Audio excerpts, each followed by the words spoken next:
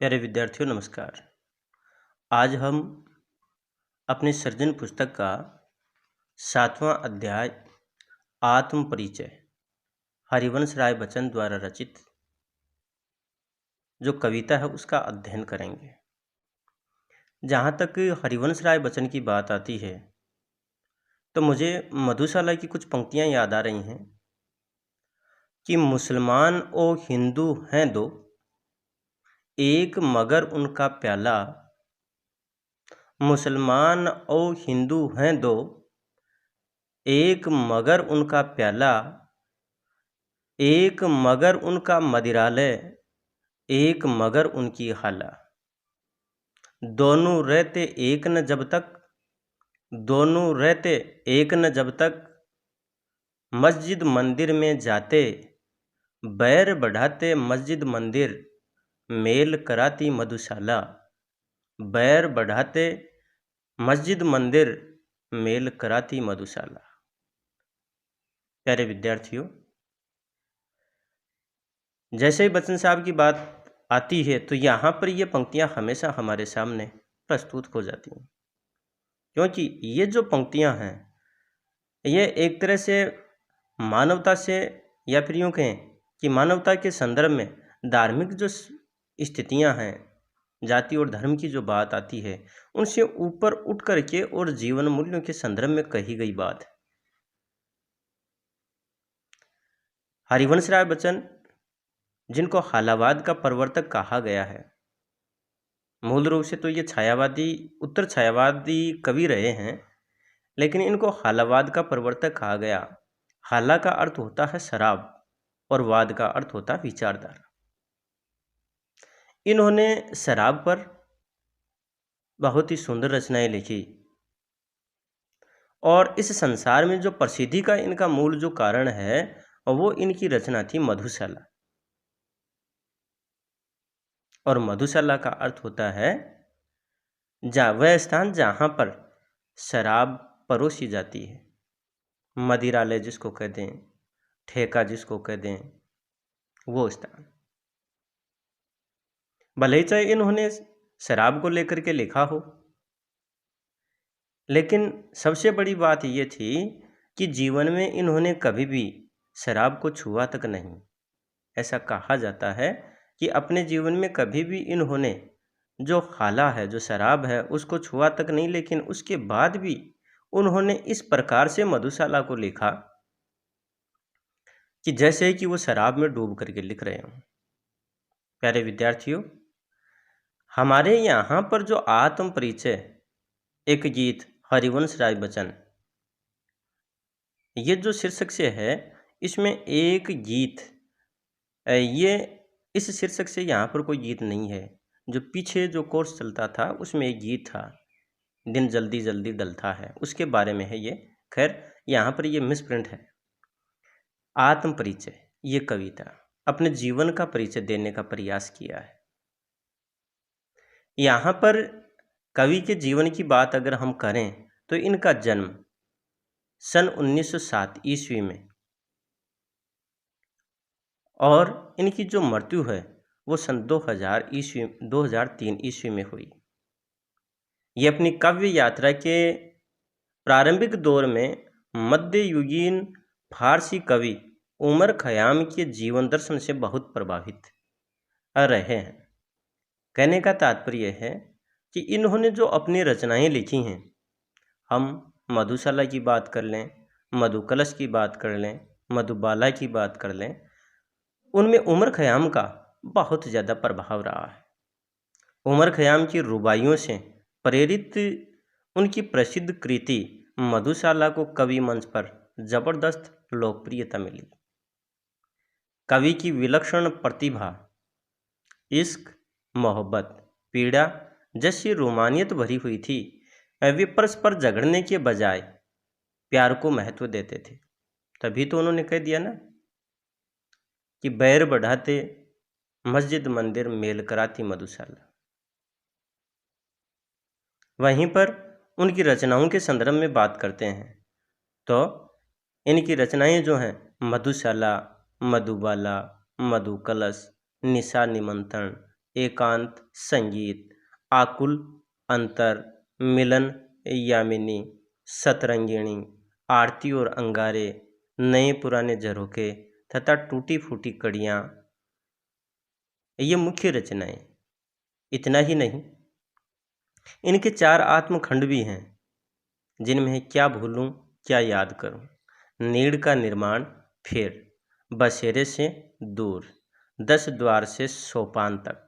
इनके द्वारा लिखित प्रवासी की डायरी तथा अनुवाद ग्रंथ हेमलेट, जनगीता व मैकबेथ भी लोकप्रिय रहे हैं। यहाँ संग्रहित उनकी जो कविता है, संकलित जो इनकी कविता है आत्म परिचय, इसमें अपनी अस्मिता, अपनी पहचान का बोध कराती है, अपने सम्मान का बोध कराती है।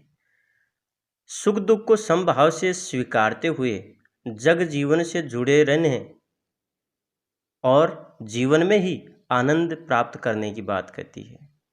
कवि प्रेम रूपी जो मदिरा है उसको पीता है और उसकी मस्ती में ही जीवन का जो गीत है उसको गाता है। संसार की जो मौजें हैं अर्थात जो लहर, चुनौतियाँ, सांसारिक जीवन की जो चुनौतियाँ हैं, उन चुनौतियों को कवि मस्त भाव से स्वीकार करता है। उन चुनौतियों पर, उन मौजों पर मस्त भाव से वह बहना चाहता है और अपनी मस्ती में वह नित्य नए जग का निर्माण करता है। उनकी दीवानगी का जो आलम है वो ये है कि उसे अपने रुदन में भी, अपने रोने में भी नया राग, नया जो संगीत है, नया जो छंद, नई जो कविता है उसका आभास होता है। जो अपने आप को पूरी तरह पहचान लेता है उसके लिए यहाँ हर जगह पर मस्ती ही मस्ती है। प्यारे विद्यार्थियों, जहाँ तक इस कविता की हम बात करें उससे पहले मैं आपको एक बात ये बता दूं कि कवि हरिवंश राय बच्चन पर एक प्रश्न पूछा गया 4 नंबर का, और वो था इनका जीवन परिचय, यानी कि जीवन परिचय और इनका योगदान, जो कि 2019 में पूछा गया। और वहीं पर एक दूसरा प्रश्न 2020 में भी पूछा गया है, और इसमें यानी कि प्रश्न जो था वो ये था कि आत्म परिचय कविता की मूल संवेदना को स्पष्ट कीजिए। आत्म परिचय कविता की मूल संवेदना को स्पष्ट कीजिए। और ये जो प्रश्न है, इस प्रश्न का जो उत्तर है वो हम इस कविता को पढ़ने के पश्चात और इसके ऊपर वैचारिक विश्लेषण करने के पश्चात हम प्रस्तुत कर पाएंगे। सबसे पहली बात आत्म परिचय कविता की, तो इसमें भाषा जो है वो साहित्यिक खड़ी बोली है। वहीं पर इसमें जो छंद है वो छंद रुबाई छंद है।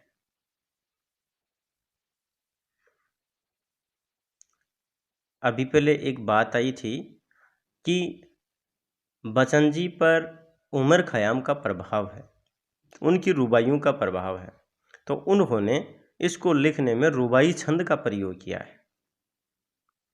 तो देखिएगा कि मैं जग जीवन का भार लिए फिरता हूँ, फिर भी जीवन में प्यार लिए फिरता हूँ, कर दिया किसी ने झंकृत जिनको छूकर, मैं सांसों के 2 तार लिए फिरता हूँ। प्यारे विद्यार्थियों, ये रुबाई पढ़ने से पहले मैं आपको एक बात कहता हूँ, बताता हूँ, और एक महत्वपूर्ण प्रश्न है वो, और वो प्रश्न ये बनता है कि हरिवंश राय बच्चन द्वारा रचित आत्म परिचय कविता में विरोधाभास का परिचय मिलता है, स्पष्ट कीजिए। प्रश्न को मैं पुनः दोहरा रहा हूँ कि हरिवंश राय बच्चन द्वारा रचित आत्म परिचय कविता में विरोधाभास का परिचय मिलता है, स्पष्ट कीजिए। कि जगह जगह पर विरोध का आभास होता है, जहाँ विरोधाभास अलंकार है, और विरोधाभास अलंकार वहाँ पर होता जहाँ पर व्यक्ति जो बात कह रहा है उसमें विरोध नहीं होता, लेकिन विरोध का आभास होता है। और जैसे ही वो बात स्पष्ट करता है वहाँ पर वो विरोध शांत हो जाता है। तो यानी कि जगह जगह जो पंक्तियाँ आई हैं, रुबाइयाँ आई हैं, इनमें हमें विरोधाभास देखने को मिलेगा। अब पहली रुबाई में देखिए ना कि मैं जग जीवन का भार लिए फिरता हूँ। यहाँ पर जग जीवन का अर्थ है सांसारिक जीवन, भार का अर्थ है बोझ, कि मैं इस सांसारिक जीवन में या इस सांसारिक जीवन का बोझ लिए हुए फिरता हूँ, फिर भी जीवन में प्यार लिए फिरता हूँ। अब एक तरफ तो सांसारिकता को बोझ मान रहे हैं और वहीं पर जीवन में प्रेम लिए रहने की बात कर रहे हैं, तो यहाँ पर यह विरोधाभास है।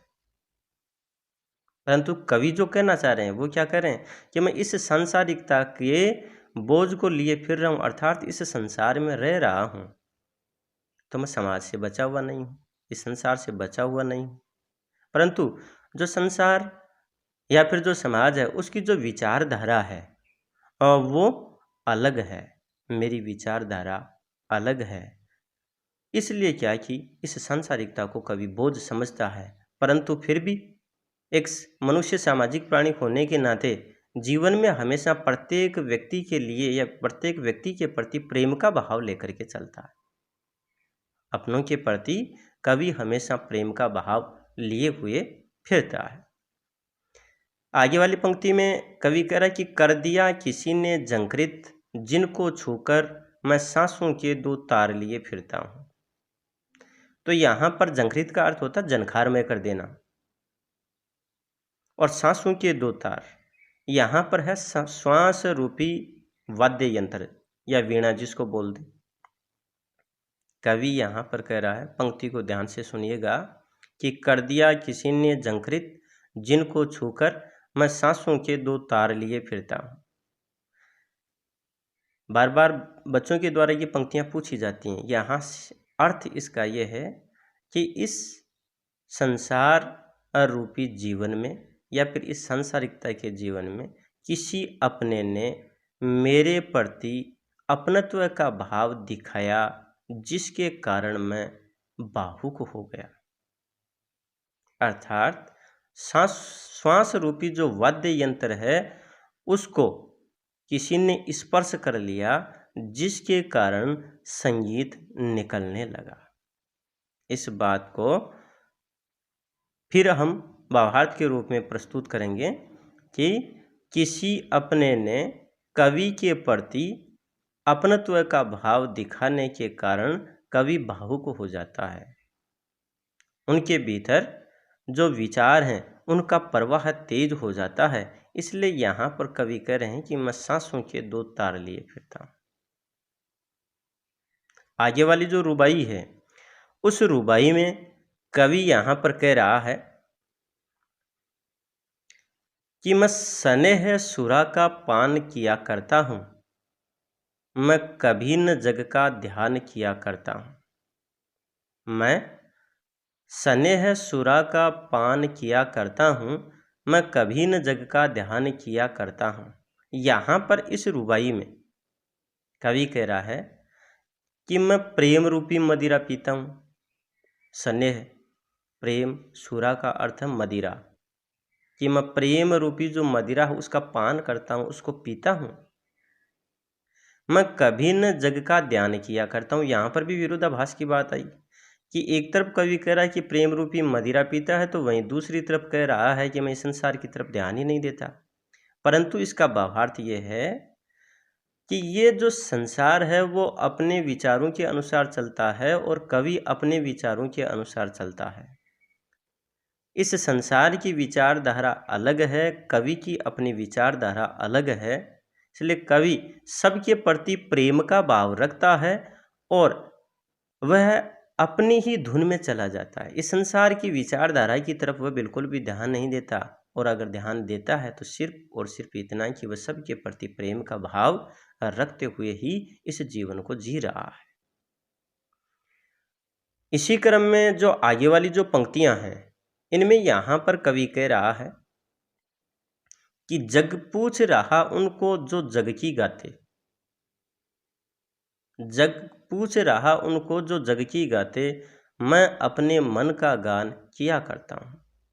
इस संसार में उन लोगों की ज़्यादा पूछ होती है जो इस संसार के विचारों के अनुकूल, इस संसार की मन स्थिति के अनुकूल, जो उनकी प्रशंसा करता रहता है, जो उन्हीं के अनुसार कर्म करता रहता है, वहाँ उसकी प्रशंसा होती है। लेकिन मैं कभी भी दूसरों की विचारधारा के वशीभूत होकर के कोई कर्म नहीं करता, या फिर यूँ कहें कि काव्य रचना नहीं करता। मैं तो सिर्फ और सिर्फ अपने मन का जो गीत है, अपने मन का जो गान है, उसको प्रस्तुत करता हूँ। मैं अपने मन के अनुसार चलता हूँ।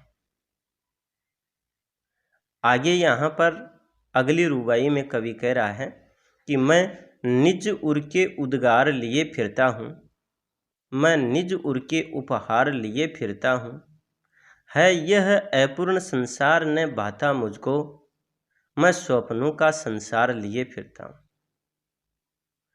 यहाँ पर निज शब्द का अर्थ है स्वयं, उर का अर्थ है हृदय, उद्गार का अर्थ है भाव, और नीचे वाली जो पंक्ति है इसमें जो उपहार शब्द है इसका अर्थ तो भेंट है, लेकिन वैसे इसका भावार्थ जीवन मूल्य है। तो देखिएगा इसका अर्थ कि मैं निज उर के उद्गार लिए फिरता हूँ, मैं अपने हृदय के जो भाव हैं उनको लिए फिरता हूँ। अर्थात मैं संसार की विचारधारा के अनुसार नहीं चलता, मैं तो अपने अनुसार चलता हूँ, और मैं अपने ही हृदय के जो भेंट है उसको लिए फिरता हूँ, अर्थात मैं अपने ही जीवन मूल्यों को लिए फिरता हूँ। यहाँ निज उर के उपहार का अर्थ है जीवन मूल्य, जिनमें प्रेम, सामंजस्य, स्नेह, सौहार्द, कल्याण, ये सारे जो भाव हैं अब वो समाहित है। आगे वाली महत्वपूर्ण पंक्ति जिसके ऊपर प्रश्न बनता है, कई बार प्रश्न पूछ भी लिया जाता है इस पंक्ति पर, कि है ये अपूर्ण संसार न बाधा मुझको, मैं स्वप्नों का संसार लिए फिरता हूँ। कि ये संसार अपूर्ण है, जो मुझे बाधा नहीं है, अर्थात मुझे अच्छा नहीं लगता, मैं तो अपने ही स्वप्नों का संसार लिए फिरता हूँ, मैं तो अपनी ही कल्पनाओं का संसार लिए फिरता हूँ। यहाँ प्रश्न यह बनता है कि कवि ने संसार को अपूर्ण क्यों कहा, कवि को संसार अपूर्ण क्यों लगता है, कवि को यह अपूर्ण संसार अच्छा क्यों नहीं लगता है। तो इसका जवाब है कि ये संसार जो है वो राग और द्वेष के भाव में पड़ा रहता है।